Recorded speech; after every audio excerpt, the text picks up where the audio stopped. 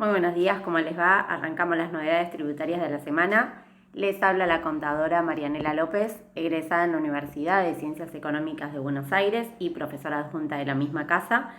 También expositora de diferentes cursos dictados dentro del Consejo Profesional de Ciencias Económicas de Cava y escritora de artículos doctrinarios, tanto impositivos como previsionales, que fueron publicados en Editorial La Ley y en Editorial RPAR. Ahora sí, yendo con los temas que vamos a ver hoy, se publicó la Resolución General 4815, la que establece un nuevo régimen de percepción de impuesto a las ganancias para la adquisición de divisas. Esto es volver a lo que ya antes teníamos también estas percepciones hace unos años, con la diferencia de que a esto hay que incrementarle el impuesto país.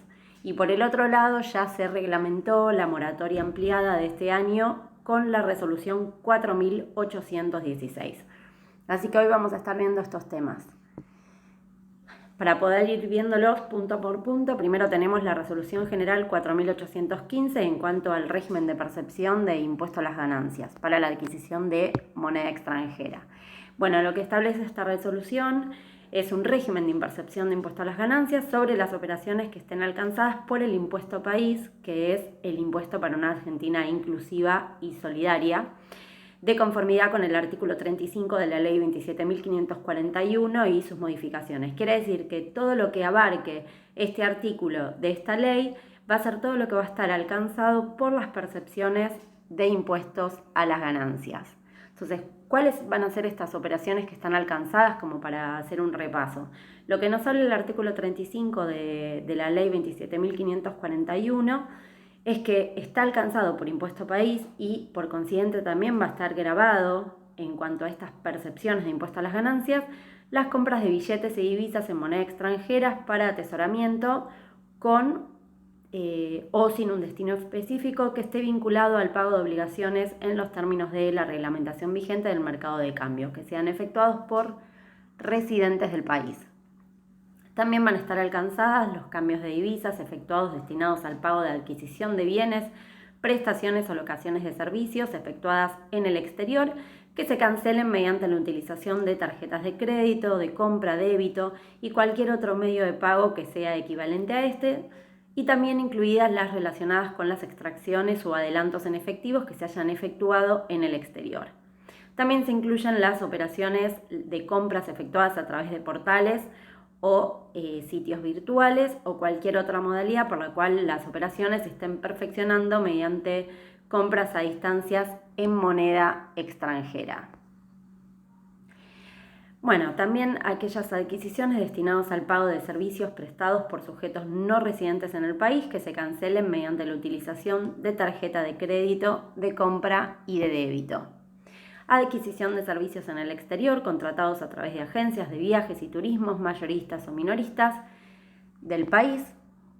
La adquisición de servicios de transporte terrestre, aéreo y por vía acuática de pasajeros con destino fuera del país en la medida en que estas sean cancelada la operación y siempre que se tenga que acceder al mercado único y libre de cambio para poder adquirir ese servicio. Bien, ¿cuáles serían las operaciones que están excluidas? Las mismas que establece la ley donde se establece el impuesto país, y van a ser los gastos referidos a prestaciones de salud, compra de medicamentos, adquisición de libros en cualquier formato, utilización de plataformas educativas y software con fines educativos. También los gastos asociados a proyectos de investigación efectuados por investigadores que se desempeñen en el ámbito del Estado Nacional, provincial, Ciudad Autónoma de Buenos Aires, municipios y también las universidades e instituciones que estén integrando el sistema universitario argentino. También estarán excluidas la adquisición en el exterior de materiales de equipamiento y demás bienes que sean destinados a la lucha contra el fuego y la protección civil de la población por parte de las entidades reconocidas por la Ley 25.054 y, como siempre, sus modificaciones. Bueno, ¿cómo se va a estar realizando este pago a cuenta? Este régimen de operaciones, de percepciones. Es decir, ahí ya vimos todas las operaciones que van a estar grabadas por el impuesto, que por un lado van a tener el 30% de lo que es el impuesto país y por el otro lado van a tener las percepciones de impuesto a las ganancias, que va a representar el 35%.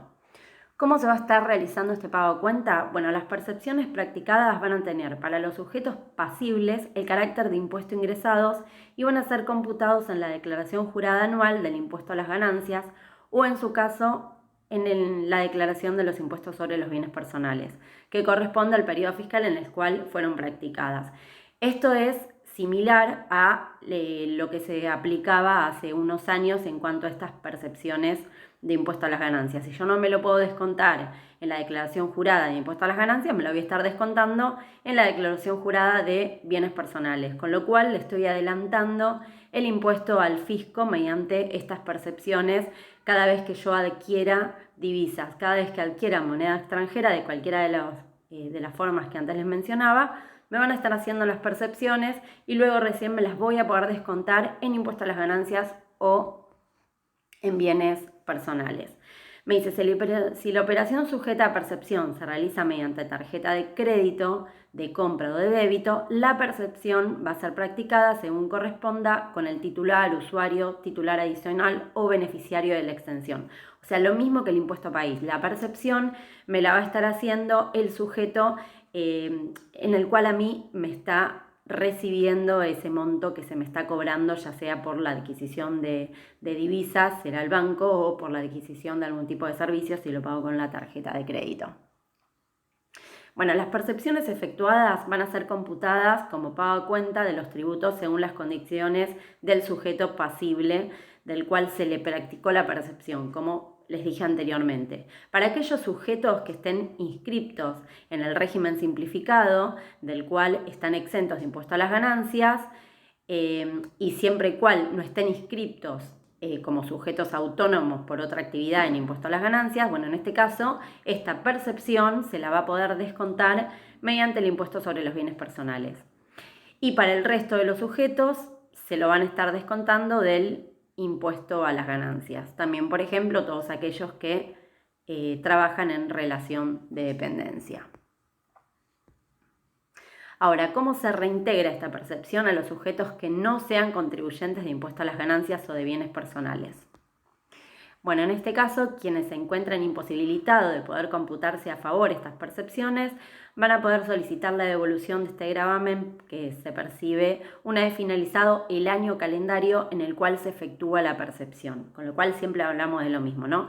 A nosotros nos vienen haciendo las percepciones durante todos los meses en el cual si uno quiere hacer algún tipo de adquisición, ya sea de divisas para atesoramiento o para pagar algún tipo de servicio o lo que fuese, se nos van a estar practicando estas percepciones durante todos los meses y recién cuando termine el periodo fiscal es cuando yo voy a poder solicitar este reintegro en el caso de que no pueda descontarme estas percepciones en impuesto a las ganancias o en los bienes personales.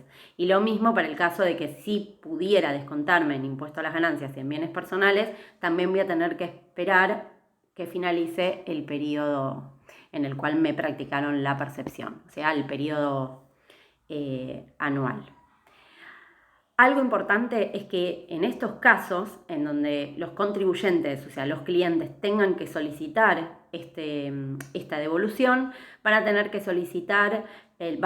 que contar con número de quit, con clave fiscal y un número de CBU que le van a tener que informar a la AFIP para que se le pueda reintegrar este dinero. Entonces, el procedimiento sería que la solicitud de la devolución va a tener que efectuarse de acuerdo a los términos y condiciones, nos dice, que esté detallado en el micrositio de AFIP y que esté habilitado en el sitio web.